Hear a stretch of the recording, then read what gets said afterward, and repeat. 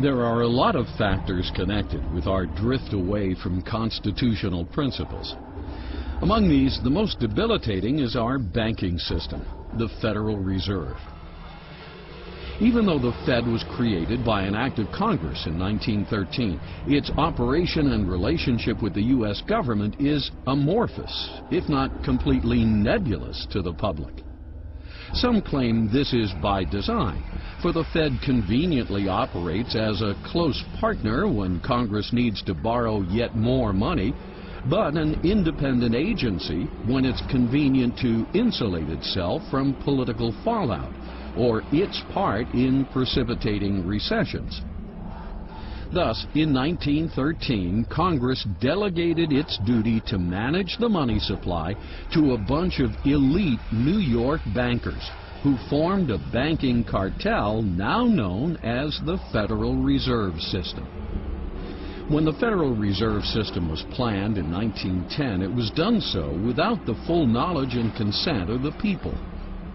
Born in secrecy on an island off the coast of Georgia, elite bankers of the time sought to establish a central bank that would mimic European banks and ultimately give them complete control over the nation's money. The Federal Reserve is technically owned by the member banks, so we know who owns the Federal Reserve, the member banks. But who owns the member banks is very difficult, if not impossible, to find out, because the member banks are not registered with any government agency. They're not corporations. They have the basic structure of a partnership or something very private. It may even be something unique, but it's not on the public record. And the owners or the partners of these banks are not about to let it be known. Now, it's true that you can buy stock in, Chase Manhattan and all that sort of thing. You can buy stock in the Bank of America, and, as a stockholder, you're listed. But the true control and ownership is not on the public record.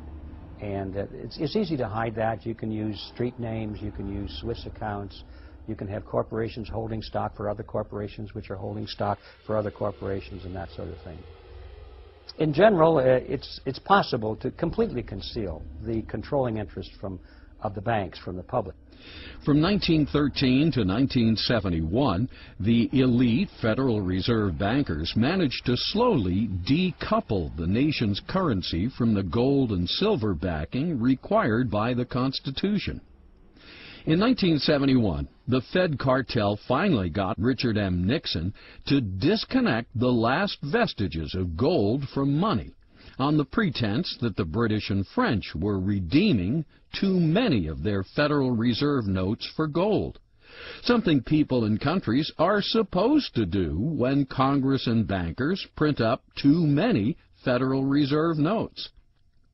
But when you went off the gold standard, finally, when we cut it loose in 1971, when I was in Nixon's White House, and the reason we went off the gold standard totally, was that all these dollars that we had poured out in the United States had gone abroad, and the British were coming in with our dollars demanding gold at $35 an ounce or $42 an ounce.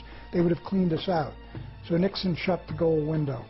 Now that the bond between gold and paper money has finally been broken, over the period of 1913 to 1971, the elite bankers print up as much fiat currency as Congress demands for all manner of welfare and warfare purposes. Of course, anybody who likes big government, whether it's for the welfare state or for warfare, do not like the restraints of a gold standard, because then governments would have to pay for everything. They'd have to tax the people. And if the people were taxed today for all the welfare and all the warfare, all of it would end. The relationship between fiat money and wars is direct and immediate. Wars at the scale that we know them in the modern world would simply not be possible, and they would not happen if it weren't possible for the nations who are waging those wars to raise the money from the population through the hidden tax called inflation. Inflation is caused by the Federal Reserve System, through fiat money, the creation of money out of nothing. So, if it were not for fiat money, most of the wars that we've known in recent times simply would not have been fought on either side. Ultimately, all the money that is used to stimulate, rescue, or bail out corporate entities that are too big to fail comes from the Federal Reserve System's power to create money out of thin air, also known as monetized debt, as more fully covered in the movie Fiat Empire. The 2008 Bear Stearns, Fannie Mae, Freddie Mac, AIG, and $700 billion Wall Street bailout root cause fiat money, not subprime lending, as Treasury Secretary Paulson claimed, are only the most recent examples. Other bailouts in past decades have been Penn Central Railroad, 1970, Lockheed, 1970, New York City, 1975, Chrysler, 1978, Commonwealth Bank, 1972, First Pennsylvania Bank, 1979, Chicago Continental Bank, 1982, and the entire U.S. savings and loan system in the 1980s. The Federal Reserve System makes all this moral hazard possible. Even though the original intent of the founders was for Congress to be the most prominent branch of our government, today's congressmen are shirking this responsibility.